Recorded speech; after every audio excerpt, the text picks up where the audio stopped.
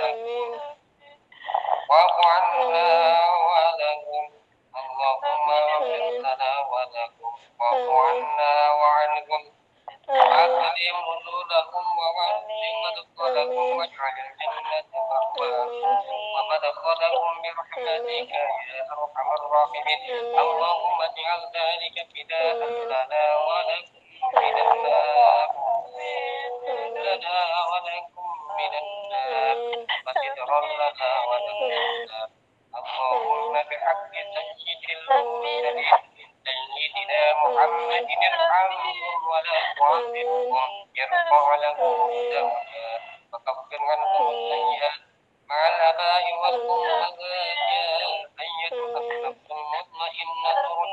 ya Allah. Amin. Amin. سبحان ربك رب العزة عما يصفون وسلام على المرسلين والحمد لله رب العالمين. الفاتحة. أعوذ بالله من الشيطان الرجيم. بسم الله الرحمن الرحيم. الحمد لله رب العالمين الرحمن الرحيم مالك يوم الدين إياك نعبد وإياك نستعين اهدنا الصراط المستقيم صراط الذين أنعمت عليهم غير المغضوب عليهم ولا الضالين. ربي اغفر لي Amin ya Allah ya Rabbal Alamin. Alhamdulillahi Rabbil Alamin. Tahlil sudah kita selesaikan. Maaf dari hubungan kita selama ini sampai kiamat. Sudah saya tambahkan maaf dari saya secara pribadi. Saat ini antara kita fitri, tidak ada salah yang menodai hidup, hati, dan pikiran kita. Tidak ada dosa di antara kita, dan kita mohonkan andaikan ada dosa yang telah kita berbuat, antara kita berbuat kesalahan, telah kita saling memaafkan, kita mohon ampunan kepada Allah atas kelalaian dan kebodohan kita, seraya mengucapkan istighfar. Astaghfirullahaladzim, astaghfirullahaladzim, Astaghfirullahaladzim. Momen Idul Fitri, khususnya budaya yang ada di negara kita Indonesia, adalah representasi daripada Al-Quran. Allah berfirman, wasari'u ila maghfiratin min rabbikum wa jannatin 'arduha as-samawati wal ardu uiddat lil muttaqin. Yang makna kandungannya adalah, wahai umat manusia, menuju ampunan Allah dan juga surga yang sudah disediakan oleh Allah khusus bagi orang-orang yang bertakwa. Kita berpuasa 1 bulan penuh bagi yang tidak berhalangan, dan yang udur juga dianggap berpuasa dalam 1 bulan yang suci secara utuh. Dengan janji Allah, tujuan daripada kita berpuasa menggembleng nafsu kita agar kita menjadi hamba-hamba yang bertakwa. Lalu oleh para ulama kita membentuk sebuah budaya yang diambil daripada intisari kandungan Quran, bahwa kita disuruh bergegas menuju ampunan Allah dan juga menuju surga Allah yang disediakan bagi orang bertakwa. Siapa orang yang bertakwa? Kita berpuasa 1 bulan penuh, kita dijanjikan menjadi hamba yang bertakwa. Setelah itu hamba yang bertakwa oleh Allah dijanjikan dengan ampunan dan juga surga yang luasnya langit, hitungan langit dan bumi. Itu 1 surga bagi 1 orang yang disediakan bagi orang yang bertakwa. Lalu siapakah orang yang bertakwa?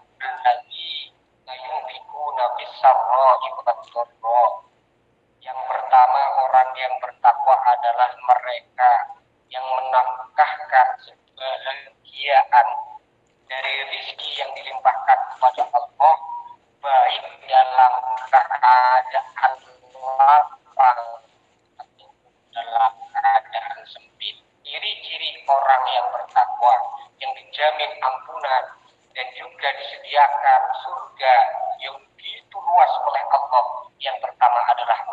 yang mau menafkahkan, menginfakkan sebahagian daripada rezeki yang Allah limpahkan, baik dalam keadaan lapang ataupun dalam keadaan sempit.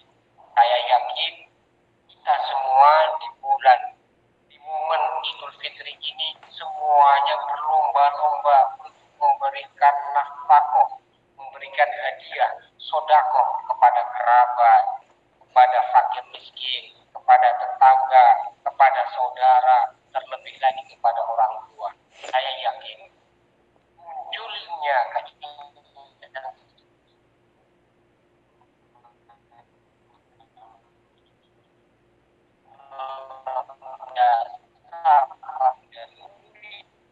yang membentuk sebuah budaya Idul Fitri yang lain daripada yang lain. Makanya sangat layak bagi kita untuk mengucapkan terima kasih dan doa kepada para ulama, para leluhur yang telah mendahului kita. Itu yang pertama. Ciri-ciri orang yang bertakwa, yang dijamin ampunan oleh Allah dan juga sudah disediakan surga yang begitu luas tak terhingga, yang menafkahkan sebagian rezekinya baik dalam keadaan lapang ataupun dalam keadaan sempit, kurang apapun kita, khususnya warga Nusantara Republik Indonesia, dalam Idul Fitri pasti mengada-adakan lomba-lomba memberikan suntikan pada siapa saja yang mungkin tidak bertamu. Tidak peduli lapang ataupun sempit, di Idul Fitri semua berpenampilan seakan-akan orang yang paling berkecukupan dan menyuguhkan apapun semampunya demi mewujudkan apa tanpa kita sadari kita sedang mengamalkan Al-Quran, alladzina yunfiquna bis-sarra'i wad-dharra. Itu yang pertama. Yang kedua, wal kadhiminal ghaidha, dan mereka orang-orang yang bertakwa adalah orang-orang yang mau menahan emosi, menahan amarah. Terbukti di momen Idul Fitri ini, seberat apapun, sebesar apapun emosi yang ada di dalam dada kita, di Idul Fitri ini saya yakin ketika bertemu, berkunjung, ketika di masjid dengan seseorang yang kita sebenarnya sangat marah, tapi di Idul Fitri ini kita kebahagiaan mungkin ada yang secara lahir saja mau memaafkan, mau melapangkan, tapi saya yakin semakin banyak kesalahan, semakin terbuka hati kita untuk memberikan ampunan. Yang kedua itulah wal kadhiminal ghaidha, yang mau menahan amarah. Semarah apapun kita di hari raya ini, tidak ada orang yang marah-marah terhadap orang lain. Ini berkah daripada budaya yang telah dibangun oleh para pendahulu kita, para ulama-ulama kita. Yang terakhir, wal 'afina 'anil nas, dan juga mereka-mereka yang mau memaafkan manusia, memaafkan siapapun yang memiliki kesalahan kepada kita, menahan amarah dan juga mau memaafkan. Dan semuanya ini terkandung di dalam budaya yang sudah kita turun-temurun terwariskan kepada kita, hasil daripada ijtihad para ulama kita untuk menyempurnakan satu bulan kita menjalankan ibadah puasa, disempurnakan oleh para ulama kita dengan adanya ritual silaturahim dan saling memaafkan, saling bersedekah, saling memberi hadiah. semua adalah anugerah dari Allah yang diberikan kepada kita warga Nusantara melalui para ulama-ulama kita. Karena dari itu, mari kita manfaatkan apa yang sudah dianugerahkan oleh Allah melalui para ulama kita yang ini tidak dimiliki oleh semua negara. Mungkin ini adalah salah satu budaya istimewa yang hanya dimiliki oleh Indonesia. Karena dari itu, mari kita manfaatkan, kita syukuri dengan menjalankan apa yang sudah biasa terlalu, dengan sedikit tambahkan ilmu bahwa semua itu bukan hanya budaya kosong belaka, melainkan adalah isi daripada kandungan Al-Quran. Dan juga janji Allah bahwa barang siapa yang mau berpuasa di bulan Ramadan akan diampuni dosa-dosanya yang telah terlampaui. Soma Ramadana imanan wa ihtisaban ghufira lahu ma taqaddama min dhanbi. Barang siapa yang mau berpuasa di bulan Ramadan, maka akan Allah beri ampunan seluruh dosa-dosa yang telah terlampaui. Dosa terbagi menjadi dua. Yang pertama adalah dosa yang hanya berhubungan dengan Allah, yang berupa hak Allah. Kesalahan yang hanya berhubungan antara kita dengan sang Khalik. Bagaimana kita lalai di dalam menjalankan kewajiban sholat kurang tepat waktu, sholat kurang khusyuk, kadang sholat ada yang kurang syarat dan tanpa kita ketahui karena kebodohan atau kelalaian kita. Itu dosa. Itu cukup dan kita menyesali dan mengucapkan istighfar, menyesali dan mengucapkan istighfar dan bertekad untuk tidak mengulanginya lagi. Itu cukup.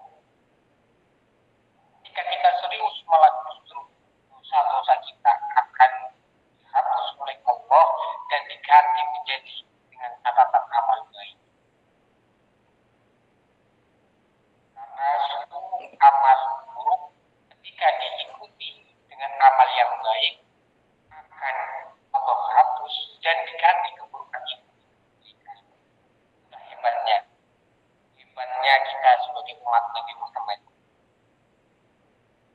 Dan yang kedua adalah dosa-dosa kesalahan yang ada hubungannya dengan manusia, yang istilahnya adalah hakul adami.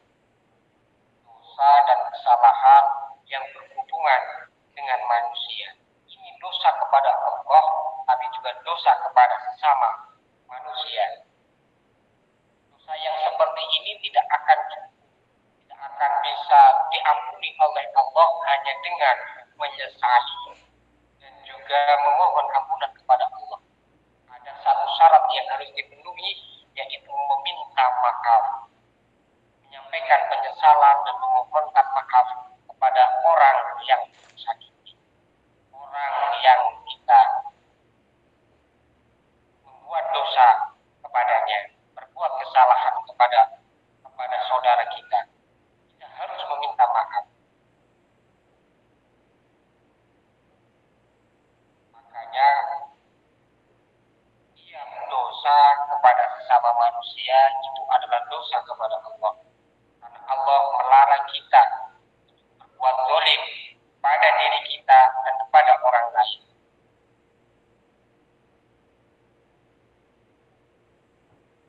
Dan ini lebih sulit dan lebih berat hukumannya. Bagaimana orang yang melakukan hubungan di luar nikah, nauzubillah,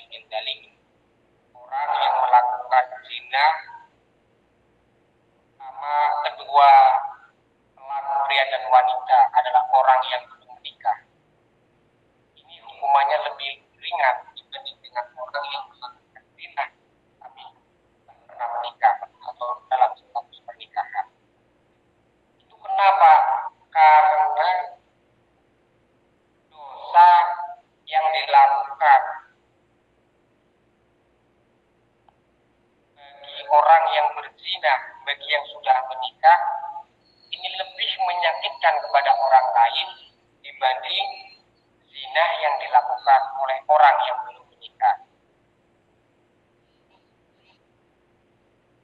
Yang belum pernah menikah ketika melakukan zina, hukum Islam hanya cukup dihad, dipukul, dicambuk, dilempar dengan batu, dicambuk 100 kali.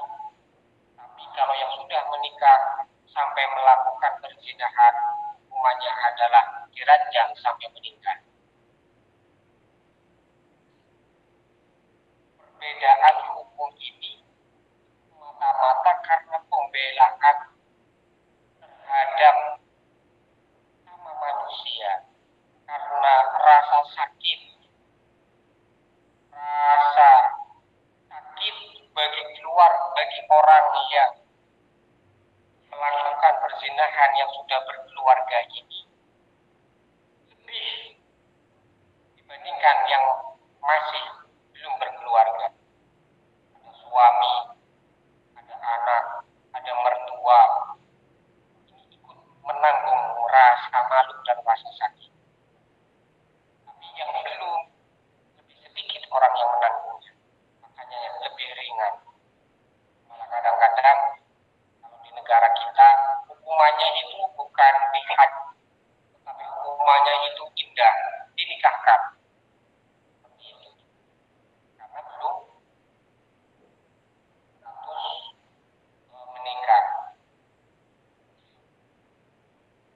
Karena itu ulama-ulama kita dalam berijtihad ini luar biasa.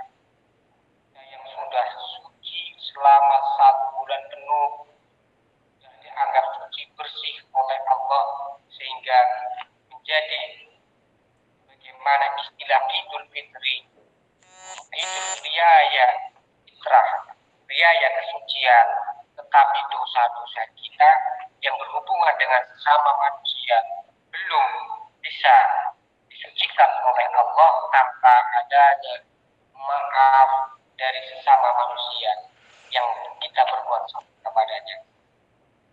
Karena dari itu utamakan di momen hari raya ini kita memohon ampunan kepada kenalan, pertama tentunya kepada keluarga, orang tua, saudara.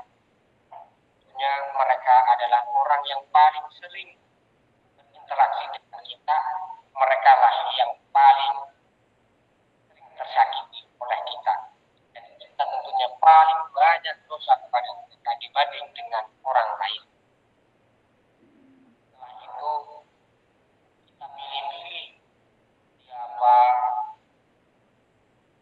sahabat, kerabat yang kita tahu, yang kita merasa bahwa kita ini banyak dosa, banyak kesalahan. Kita utamakan itu.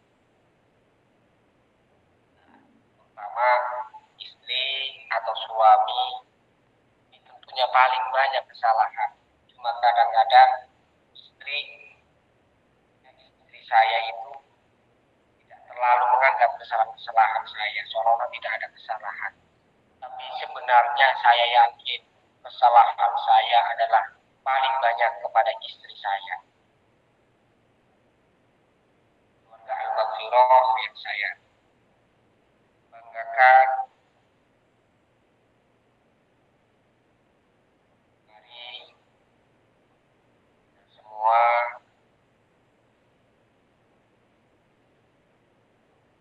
introspeksi diri kita,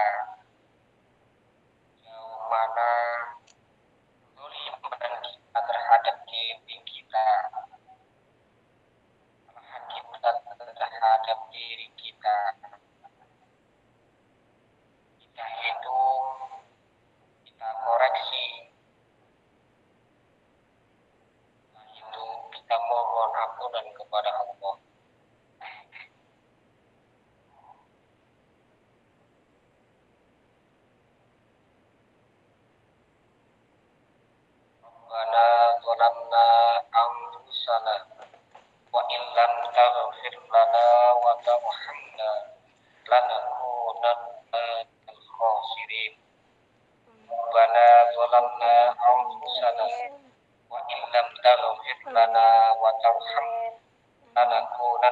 minal khosirin. Amin. Adalah istighfar ayah kita Adam alaihi salam, istighfar permohonan ampunan Nabi Adam, ayah seluruh manusia, bapak seluruh manusia, yang diajarkan langsung oleh Allah karena merasa telah menganiaya diri Nabi Adam sendiri. Allah menuntun mengajarkan, Rabbana wahai Tuhan, zalamna anfusana, aku telah menganiaya diriku sendiri ya Allah. Wa illam taghfir lana, dan apabila Engkau tidak memberikan ampunan kepada saya dan istri saya, wa tarhamna, dan tidak memberi rahmat kepada kami, saya dan istri saya, lanakunanna minal khosirin, niscaya kami berdua akan menjadi golongan orang-orang yang sangat merugi.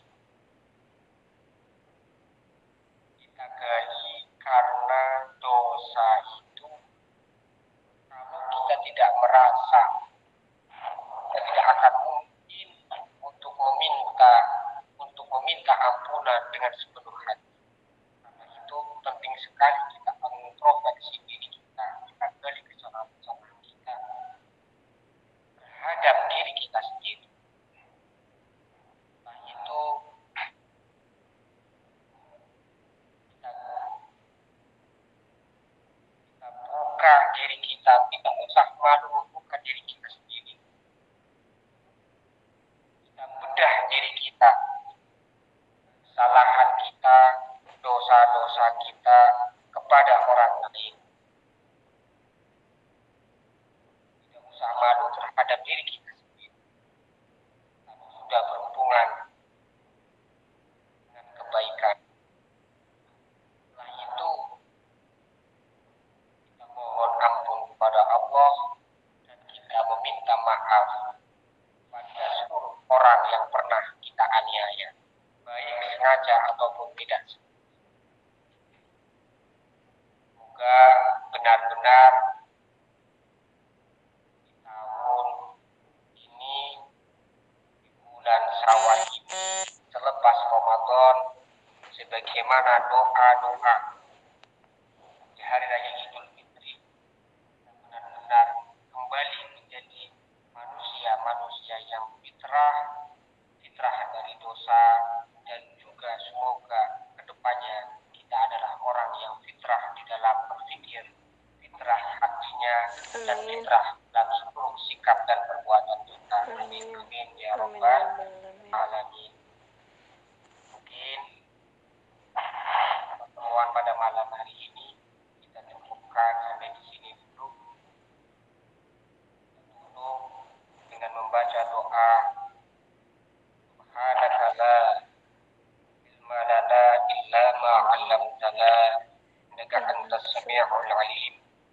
Rabbana zalamna anfusana wa in lam taghfir lana wa tarhamna lanakunanna minal khosirin. Allahumma anfa'na bima 'allamtana wa 'allimna ma yanfa'una warzuqna 'ilma wa na'udzubika minan nar. Walhamdulillahi ala kulli hal. Seluruh kesalahan mohon maaf. Saya akhiri. Wassalamualaikum warahmatullahi wabarakatuh. Waalaikumsalam warahmatullahi wabarakatuh.